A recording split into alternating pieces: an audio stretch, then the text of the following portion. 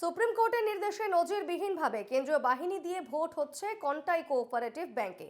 মোট রাজ্যে কলকাতা সহ 15টি ভেন্যু এবং তার মধ্যে 14টি কেন্দ্রে ভোট গ্রহণ। 108টি পদের ডেলিগেট নির্বাচনের জন্য মোট 381 জন প্রার্থী প্রতিদ্বন্দ্বিতা করছেন। মোট ভোটারের সংখ্যা 80,480। সকাল 9টা থেকে শুরু হয়েছে ভোট, চলবে দুপুর 2টো পর্যন্ত। এরপর ভোট গ্রহণ কেন্দ্রেই 2টোর পর শুরু হবে ভোট গণনা। মোট 1250 জন ভোট কর্মীকে এই ভোট গ্রহণ প্রক্রিয়ায় নিয়োগ করা হয়েছে। প্রচুর পরিমাণে রাজ্য পুলিশ সহ এক কোম্পানি আধা সামরিক বাহিনী মোতায়েন করা হয়েছে। প্রতিটি বুথে বসানো হয়েছে সিসি ক্যামেরা। এই ব্যাংকের টানা 3বার পরিচালন কমিটির চেয়ারম্যান ছিলেন রাজ্যের বিরোধী দলনেতা শুভেন্দু অধিকারী।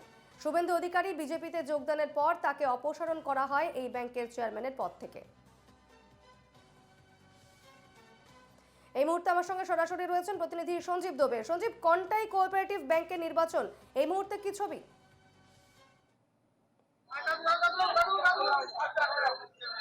দেখো বর্ণা, তোমাকে জানিয়ে রাখি যে মোট 108 জন প্রার্থী রয়েছে, 381 জন যে ক্যান্ডিডেট, এবং তার ভাগ্য নির্ধারণ হচ্ছে আজকে কন্টাই কোঅপারেটিভ ব্যাংকের ভোট চলছে।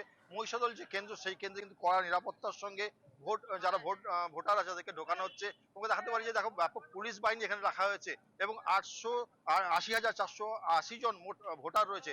এই ভোটাররা 108 যে 8টা আসন রয়েছে, সেই আসনে 381 জন প্রার্থী ভাগ্য নির্ধারণ করবে। সকাল 9টা থেকে কিন্তু আজ ভোট গ্রহণ শুরু হয়েছে। মোট 14টি ভোট গ্রহণ কেন্দ্রে কিন্তু ভোট চলছে এবং তোমাকে বলতে পারি যে সকাল 9টা থেকে কিন্তু ব্যাপক পুলিশ প্রহরা রয়েছে, বিভিন্ন জায়গায় পুলিশ মোতায়েন রয়েছে এবং ভেতরে সিসি ক্যামেরা রয়েছে এবং আধা সামরিক বাহিনী দিয়ে কিন্তু ভোট গ্রহণ কেন্দ্র চলছে। রিপোর্টার একেবারে সঞ্জীব, এই মুহূর্তে ছবিটা যদি একটু ঘুরে দেখানো যায়। দেখো, তোমাকে দেখানোর চেষ্টা করবো যে দেখো, তুমি দেখো এই যে এখানে ব্যারিকেড করা হচ্ছে, এই ব্যারিকেডের ভেতরে কিন্তু ভোট গ্রহণ কেন্দ্র।